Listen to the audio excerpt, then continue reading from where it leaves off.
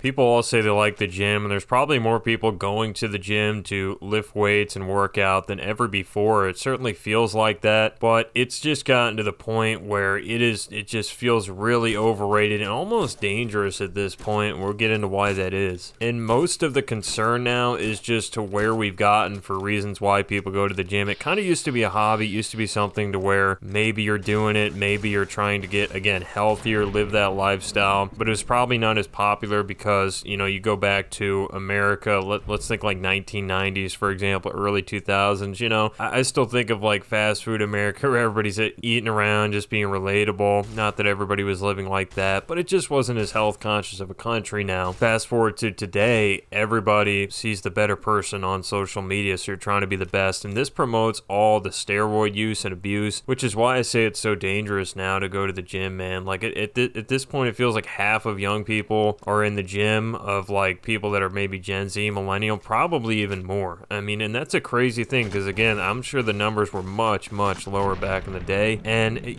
because of this, like a lot of substances are coming into play because everybody's trying to do the best they possibly can. And that's the problem at the gym. It used to be, something you do for your health, to burn more calories at rest, grow more muscle, which are like all things that are known to be health benefits. The problem is when you go too far and you start abusing these drugs that help get you even more muscle, it gets to a point where you're getting all the negatives of taking the drugs and then the negatives of being maybe a freak in the gym because you have abused yourself with drugs. And it's just so, it's unbelievable the amount of people that are taking gear. It feels like, if you go to a gym that has like a younger people especially, that there's a really decent, probably double-digit percentage, like of the 100% of them in there are taking something that probably is, let's just say, not that easy to acquire, or it's got some bad side effects. And one thing I actually had to go back and talk about here, guys, is peptides. That's a whole nother, neck of the woods. That's a whole nother craze that people are making a ton of money on, which, again, it just feels like it's kind of the wrong audience for most people. Like, a lot of it is trying to go from 15 to 10% body fat, so you'll jump on a peptide, and you just wonder,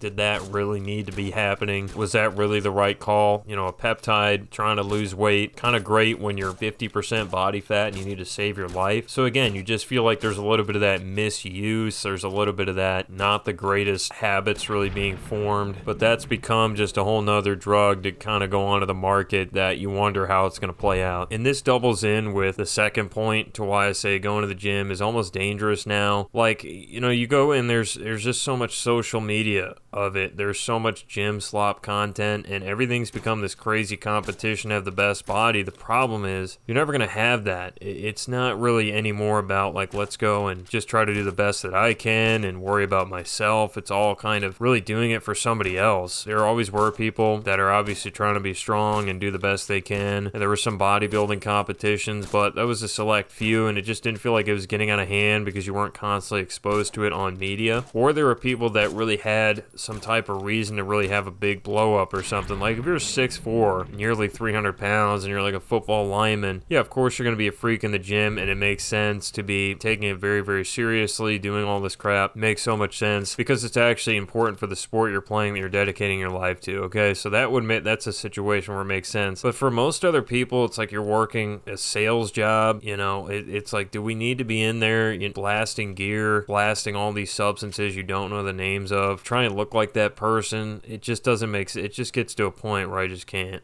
get behind it. And there's so much cringe nowadays that, and I don't even live somewhere with a lot of the younger kids or teens, but there's a lot of weird stuff going on there that's kind of cringe, and that is always weird. People talk about kids running around or teens trying to do something in the gym that they saw online, and that always ends up being weird. But a lot of the main concern is those weird TikToks and kids. The problem is they're kind of susceptible to information. They're susceptible to being influenced by stuff, and so when they're going to see somebody older, somebody cooler doing things, they're going to pick up those dangerous habits really quickly. And that's a huge concern because, you think about it, you're just seeing younger and younger teenagers start to get on drugs, especially a lot of young men are doing this, and it's just not good for you. It's really concerning, and that's where the kids getting into it, the teens, that is as bad as anybody, because you just can't. It's one thing if you're 55, you're like, all right, I just want to be living out my final years the best of my ability. It's kind of like you've already had a lot of your developmental years. Maybe it isn't going to take as much away from you and you're making an adult decision. But to see people that are so susceptible making decisions that they really shouldn't be making at that young of an age and getting on stuff, it's kind of wild, and it really is dangerous. And then speaking as a man, there's a lot of women in the gym that have a lot of big egos. Well, it's not like the men don't have egos, but they do have some big egos and even bigger glutes. And it's just, you know, the entire thing is really, a lot of them are just working that, or they're just trying to show that off, or, you know, it's just trying to get a better body. And that becomes as much of an issue as men, kind of going in there and sacrificing a lot of their health. I just think, you know, a lot of women are working on a couple of different things. And then the worst part is worse than that. There's this whole epidemic now too of like women, you know, you try to catch a man in the gym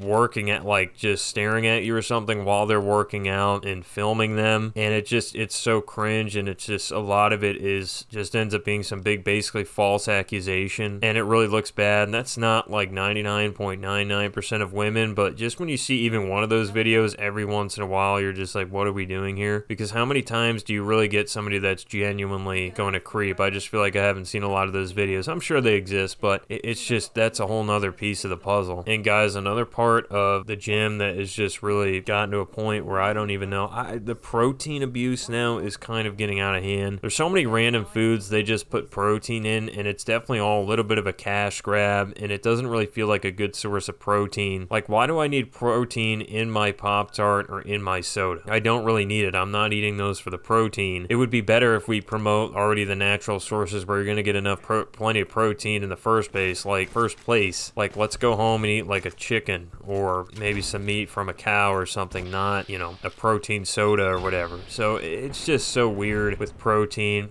And those products that you just feel like can get expensive, and it's a really good business. I'm not going to deny that. You know, if you're in that business, great for you. You're probably making a lot of money, but I'm just saying, it's like, do we need it? You know, is this necessary? Probably not. And then I think the mark is missed now, guys, with the gym, because nobody wants to do cardio anymore. Nobody wants to get outside and move around. And you just see a lot of people that they only want to go to the gym, they only want to lift. And then the thing is with cardio, that works your heart. That's better than the gym for the most part. And honestly, if you could do one of the two, cardio would probably always be the better option. And I mean, you think about it too, like in the long run, I think humans evolved. Men especially were always lifting heavy stuff. It wasn't like, you know, there wasn't some form of gym exercise in terms of heavy lifting, but historically everybody was kind of always moving around more, and now we never do that and then focus on the heavy lifting part of it. So almost just thinking about it in a dumb sense like that does make it really a strange thing that people aren't more obsessed with the cardio or trying to get better at improving their heart by doing that, because that's what's actually going to give you more longevity, especially if you mix that with weightlifting. Like, that ideal combo would be really the greatest thing for you, and not going off the cliff and abusing performance enhancing drugs, man. Like, that would be the real winning combo, but people are not, they're not following that, and